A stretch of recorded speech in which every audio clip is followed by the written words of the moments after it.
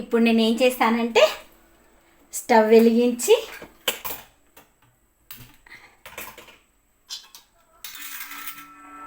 కడాయి పెట్టి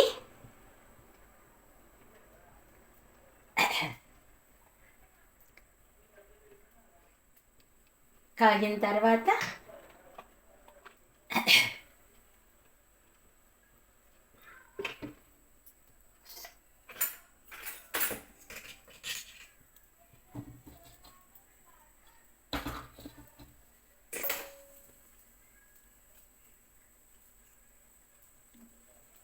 కాగాక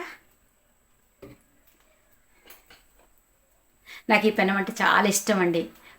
20 సంవత్సరాల నుంచి పెళ్ళై 20 సంవత్సరాలైంది. 20 సంవత్సరాల నుంచి నేను ఇదే మూకుడు వాడుతున్నా.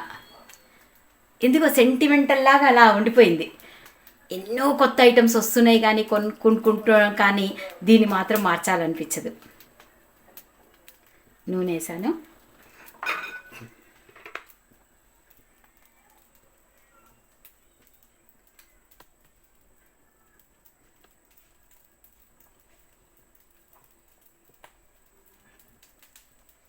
నూనె కాగింది.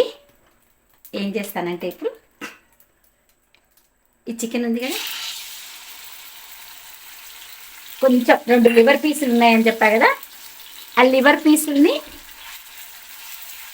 ప్లస్ ఒక 2 ముక్కలు, మరి లివర్ 2 ముక్కలే ఉంది కదా, ఈ ముక్కలు సరిపోదని చెప్పేసి ఈరోజు నాకు భోజనానికి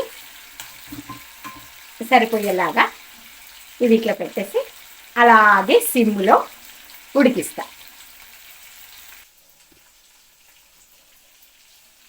వేగుతుంది కదా, దీంట్లోకి కొంచెం కరివేపాకు, ఉల్లిపాయ వేసా.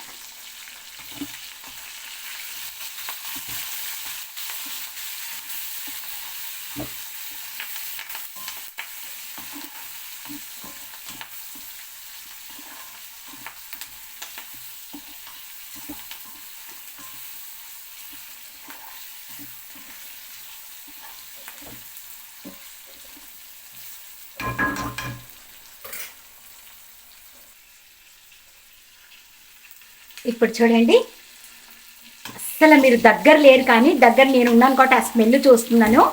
ఎంత మంచి స్మెల్ వస్తుంది అసలు. ఎందుకంటే మనము దీంట్లో మళ్ళీ నేనేం వేయలేదు చూడండి. ఉప్పు, కారం, పసుపు, అల్లం వెల్లుల్లి పేస్టు అన్నీ వేసి ఆల్రెడీ మ్యారినేట్ చేసి పెట్టాను కదా, వాటిల్లో దాంట్లోంచి కొన్ని ముక్కలు తీసుకొని రేపు పొద్దున్న నేను అట్లా ఫ్రిడ్జ్లో పెట్టుకొని ఎలా తింటాను అని కూడా మీకు అనుమానం లేకుండా అది ఇలాగే చేసుకుంటా. జస్ట్ వాటిని బయటికి తీసి నేను ఈరోజు రేపు చేసుకోవాలనుకో రాత్రి డీప్ ఫ్రీజర్లోంచి తీసి మామూలు ఫ్రిడ్జ్లో పెట్టేస్తాను. ఆ మామూలు ఫ్రిడ్జ్లోంచి బయటికి తీసుకునేసి మంచిగా నాకు కావాల్సిన కర్రీ వడ్డేసుకుంటాను అనమాట.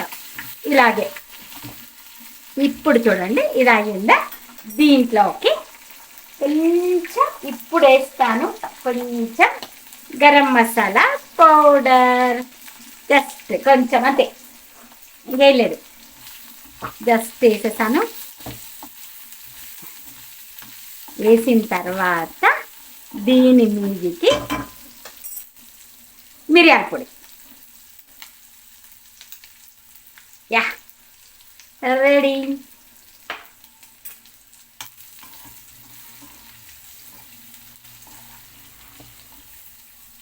రెడీ అయిపోయి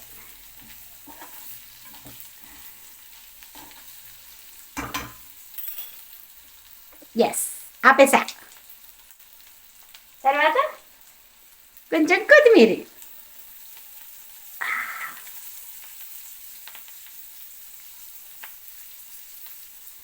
సూపర్గా ఉంది కదా. ఇంకా మరి ఎందుకు మీకు ఆలస్యం, మీరు కూడా ఇలాగే ప్రిపరేషన్ చేసుకొని మాలాగా బిజీ జాబ్కి వెళ్ళి వచ్చే వాళ్ళైతే కనుక ఇలా చేసి పెట్టేసుకొని ఇలా చేసుకోవచ్చు.